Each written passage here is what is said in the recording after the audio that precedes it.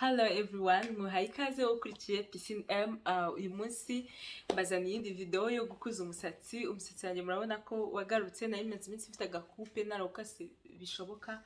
Hano hari igihe nta na mukeya wari uriho nko guhera mu kwa gatandatu, ariko murabona ko umaze kuza. Hariho umusatsi ufatika pe, wanasukika. Umusatsi wanjye rero wari warangijwe na produit cyane. Natangiye kongera kuwukuza no kuwitaho kugira ngo ugarure ubuzima, urekere gukomeza gucika, urekere kuma, umere neza kugira ngo nzongere ngutereke. Nshobora kuzawutereka wenda urimo produit udefrige buri gihe, cyangwa se nkawutereka ari naturel. Gusa ubu ngubu icyo nshaka no kuwukuza, kugumisha ari naturel cyangwa atari naturel ntabwo icyo cyemezo ndagifata. Rero hari ibintu nkoresha kugira ngo umusatsi wanjye ukure. Niyo mpamvu ntagize n'ubwo bwo kukata, kuko nari nzi ko isaha yari yose nishaka kuwukuza nzahita nongera nkawukuza bitamvunnye. Navuze rero reka uyu munsi mbereke uburyo ushobora gufata kwita ku musatsi wawe ukawurinda gucika, cyangwa se niba ufite umusatsi ucika ukaba wawitaho, waba urimo produit cyangwa ari umusatsi wa naturel. Ibintu ngiye kubereka, aya mavuta n'ibindi bintu wakoresha, ushobora kubikoresha umusatsi wawe ukarekeraho gucika kandi ugakura neza ukagera ahantu ushaka kugera. Ikintu cya mbere rero nkoresha cya mbere ni amazi y'umuceri ku musatsi wacitse n'umusatsi utabyibushye, umusatsi nyine ufite imbaraga nkeya. Amazi y'umuceri ni aya mbere. Ndashyiramo agaclip.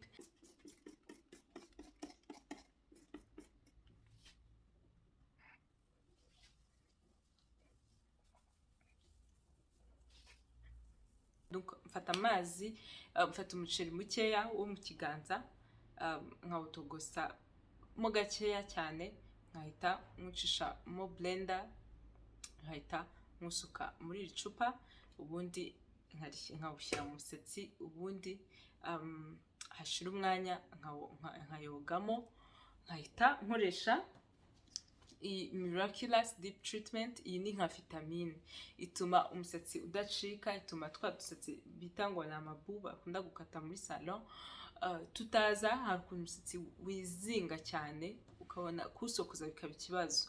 Ushobora kuba ufite umusatsi muremure cyangwa mugufiya, ibyo byose ibintu ndi kuvuga byagukorera. So iyi deep treatment niyo muri Ami Body Organics. Iyo umaze gukoresha amazi y'umuceri woga mu mutwe na shampoo, warangiza ugakoresha iyi deep treatment. Ni ngombwa cyane. Nikoresha hashize ibyumweru 2, nkoga mu musatsi nkayimazamo iminota 40 nashyizemo ka kagofero ko kogana k'ishashi, ubundi nkagakuramo, nkakaraba, nkacishamo agashampoo gakeya. Ni nka vitamine. Hari amavitamine ujya muri salon bashyizemo igi, bashyizemo avoka, ni byiza, ariko njye ntabwo ari byo nkoresha. Iyi deep treatment iramfasha kandi nyimaranye igihe kinini gishoboka. Iyo ishize nyine ngo urinde, ariko ni ya mbere. Hari igihe rero ujya muri salon ugasanga buri munsi uhora muri salon ngo ufite umukwaferi wanjye ngo ukurikirane imisatsi yanjye. Ni byiza kumugira, ariko ushobora no kuba uri mu rugo, ushobora kuba utaba mu gihugu wenda n'amasalo aboneka cyane. Kuba wakwita ku musatsi wawe ni ibintu byiza cyane. Ikindi kintu rero ugomba gukora ni ugushaka icupa nk'iri ngiri, donc ni icupa rya spray. Iri cupa ni ngombwa cyane, ugashyiramo amazi mu gitondo kenshi uko ushoboye, ukashyira amazi mu musatsi wawe kugira ngo umusatsi ugire amazi. Umusatsi wumye uracika iyo nta buzima uba ufite. Niyo mpamvu ukenera amazi. Waba ari umusatsi urimo produit cyangwa ari umusatsi wa naturel, ukenera amazi. Umusatsi wa naturel biroroha cyane ko uhita wumuka. Abantu bafite imisatsi defrige batinya gushyiramo amazi, bavuga ngo amazi atumucika. Ugasanga wagiye muri salon baragusokoje, umaranye coiffure icyumweru, umusatsi wawe utazi ngo amazi amerate, uwo musatsi uzacika nta kabuza. Keretse waragize imana nyine ukaba ufite umusatsi mwiza wa wundi waremanywe, ariko ubundi umusatsi utagira amazi, utashyirwamo amazi uracika. So ni byiza kuba ufite icupa nk'iri, cyangwa se niyo wafata amazi asanzwe ukatosa intoki zawe ukagenda ukora mu mutwe ku buryo imisatsi yawe nyine wumva ko yagiyemo amazi yandi atangira nko gutonyanga. Ushobora nko gushyira umwenda hano nyine ukumva ko imisatsi amazi yinjiramo ukabibona. Nzabereka uburyo ukora test yo kumenya uburyo umusatsi wawe winjiza amazi vuba cyane cyangwa se utinda. Icyo gihe nabyo amakuru yazi bikorera kwita ku musatsi wawe.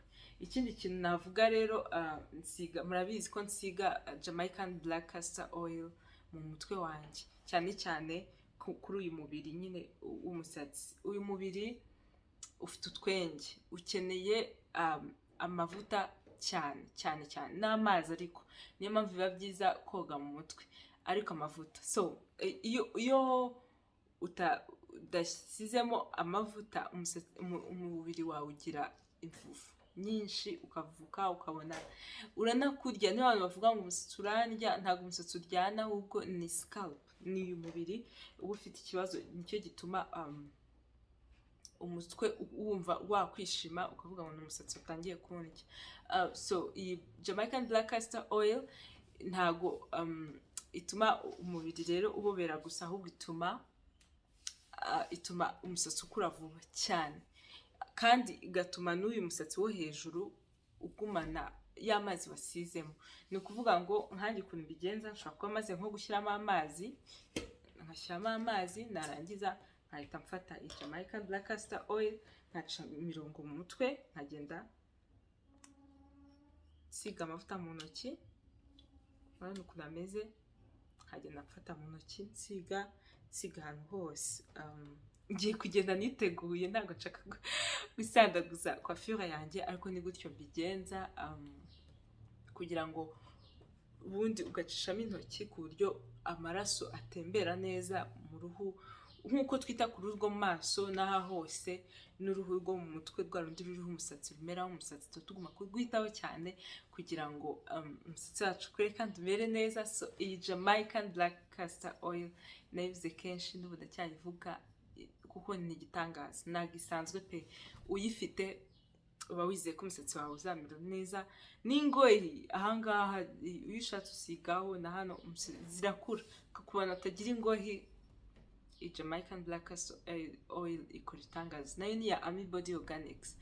Body Organics, nimero zabo ndazisiga muri description, mujye musoma description, akenshi ziba zirimo, nubwo hari igihe wenda muri comment mubimbaza, ariko yes, ziba zirimo. Please ndagusaba gukora subscribe kugira ngo dukomeze. Nizere ko bamaze gukora subscribe. Aya mavuta ya Miraculous hair butter with shebe niyo njyewe nsiga mu mutwe iyo ndangije gusiga ku mubiri. Ni ukuvuga ngo Jamaican black castor oil irafashe cyane. Ushobora kutayisiga mu mutwe buri munsi, ushobora nko kwisiga mu mutwe inshuro 3 mu cyumweru. Hanyuma ikindi wakora rero, umaze gutosa wa musatsi wawe, ushatse wakoresha iyi cyangwa se ugakoresha iyi hair butter, nayo ni Body Organics. Ni ukuyifata nk'igikotori ugasiga mu misatsi yawe itose, ubundi ukayireka ikumuka. Ikiza cyo gusiga amavuta mu musatsi utose, uba ugifite amazi, noneho ni nko gufunga nayo mazi, kugira ngo amazi, murabizi, kugira ngo umusatsi wumuke ari evapora. Rero iyo usigamo amavuta aragumana, agumana umusatsi ugumana ayo mazi ku buryo utuma. Iyo ubikoze nka 3 mu cyumweru, nta kabuza, ntabwo umusatsi wawe ushobora gucika. Uba ari wa musatsi wumva umeze neza, ukora mukabyumva. Iyo amavuta rero amaze kujyamo kenshi, nabyo bishobora gutuma umusatsi ucika. Icyo ukora, ugomba koga mu mutwe kenshi. Ni ukuvuga iki? Ushobora koga mu mutwe nibura rimwe mu minsi 5 cyangwa mu cyumweru. Niyo waba ufite umusatsi urimo produit, abantu bafite imisatsi irimo produit niyo bakunda kutoga mu mutwe. Wenda akavuga ngo nzogamo muri salon, bigenda gute? Yes, ushobora kujya muri salon cyangwa se ukaba wigurira shampoo yawe itarimo sulphates. Sulphates ni ibintu bashyira mu misatsi mu nganda kugira ngo, nako mu mavuta, kugira ngo amavuta atangirika kuri abayabika mu iduka. Sulphates umusatsi wuma, umusatsi wumye uracika. So ugomba gukoresha shampoo nziza. Hari shampoo nk'iza Body Organics, bafite shampoo nziza zirimo black soap. hari amashampu nka kantu, ubonye kantu ya original njye ntabwo nziheruka ariko zibaho. Hari shampu nkanjye nkoresha Shea Moisture nayo ni nziza cyane, cyangwa se nkakoresha Ami Body Organics. Ushobora kugura izo shampu rero ukagira umusatsi mwiza cyane. Ikindi kintu navuga ni ukumasa mu mutwe wawe. Amaraso aba agomba gutembera ku ruhu. Ahantu rero hatwikiriwe n'umusatsi ntago haba hakeneye massage, sino ntago amaraso atembera vuba. Iyo amaraso atembera vuba, umusatsi roots, imizi y'umusatsi ntago isohoka vuba kugira ngo umusatsi ukure. Niyo mpamvu ari byiza iyo wicaye hari igihe uba urimo nko kureba televiziyo, uri kureba cyangwa uri kuganira n'umuntu, uri muri cya kiganiro kidatuma amaboko yawe akora n'umutwe wawe utuje. Fata akaruso nk'aka ngaka, kandi nakaguze kuri Amazon, ubashije kukabona wakagura, cyangwa se ukoresha intoki zawe ugende umasa mu mutwe. Masa donc nka gutya, cyangwa se kano karuso ugenda ugacisha mu mutwe kugira ngo amaraso atembere neza. Ni ngombwa cyane gukoresha akaruso nk'aka ngaka kugira ngo cyangwa se gukoresha intoki mu musatsi ukawumasa, ukamasa hano kugira ngo umusatsi ukure neza, amaraso atembere neza, ukure neza. Ikindi kintu navuga ni ku bantu akenshi iyo utangiye gukura cyangwa se hari n'indwara zibaho ugasanga umusatsi ntago umera, ntago uza tu, cyangwa se umusatsi wawe uroroshye ku buryo ibintu byose wawusiga ugomba gucika. Hari vitamine nkoresha kuko nanjye ngira umusatsi woroshye, ariko izi ngizi nzikoresha ku bintu byose. Ni biotin supplements, ngira ngo murabibona zanditseho nature's bounty. Ntago ari ibinini, ni udushinga tumeze nka bombo, so tumeze gutya, turaryoshye cyane, tumeze nk'isukari. Zira supplements zikora ku bintu byose, zikora ku nzara, nk'inzara zageze zarangijwe na gel maze iminsi ntazisiga, igakora kuri skin ku bantu bagira umubiri ufite ibiheri. Izi vitamine za biotin zirakora, cyangwa se ku musatsi. Ni ukuvuga ngo ufata turiya dushinga tubiri ukatunyunya mu gitondo ubundi, cyangwa se nimugoroba, ariko ngiye dufata mu gitondo iyo umaze nko kunywa amazi, ubundi ukaba uzi ko umusatsi wawe ukomera, uruhu rwawe rusa neza, n'inzara zawe ntizicike, zirakomera. Ukabyumva nyine abantu bagira inzara zicika cyane. Izi vitamine zigura amadolari nka 15 kuri Amazon. Ndasiga link ku buryo umuntu ushaka kuzigura, ubaye uba muri Amerika cyangwa ahandi birashoboka kuzigura, cyangwa muri Europe ahantu nyine Amazon igurishiriza. Ariko iyo uba mu Rwanda bisaba ko ukenera umuntu ubikuzanira. Ubwo ni kimwe n'iki kiroso. Iki kiroso ni igituma umusatsi udacika. Urabona ukuntu gifite amenyo manini, gica umusatsi kirukanka kabisa. So ushobora kugikoresha kugira ngo umusatsi udacika. Bonus ni ugukata umusatsi wa hano. Ni ukuvuga ngo iyo umusatsi ukuze haba hariho utuntu tungutu, nitwo bita split ends, ugomba kudukata. Niyo mpamvu abacoiffeurs bakunda insista gukata umusatsi. Iyo utadukase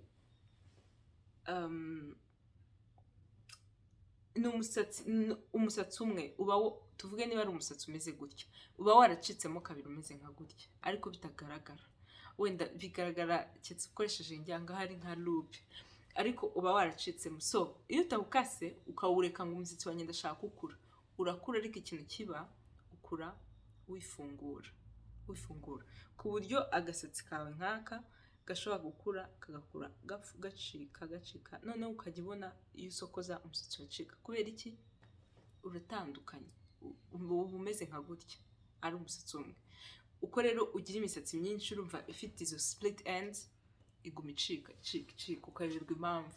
Iyo ukase usiga umusatsi muzima, ni utuntu dutoya cyane tuno two hejuru, ariko dutuma umusatsi muzima ari usigara ugakura neza. Niyo mpamvu bavuga ko wenda nibura nyuma y'ibyumweru 6 ushobora ugakataho dutoya, bigatuma uwundi musatsi uriho uzamuka neza, bituma umusatsi rero uba muremure. Ushobora gukoresha nanone ibisuko kugira ngo umusatsi uri expose uracika cyane. Nkanjye ngeze ahantu ho gusuka, ubu ngubu nzajya nsuka bya bindi biryamye kugira ngo nambarireho perruque, umusatsi umere neza.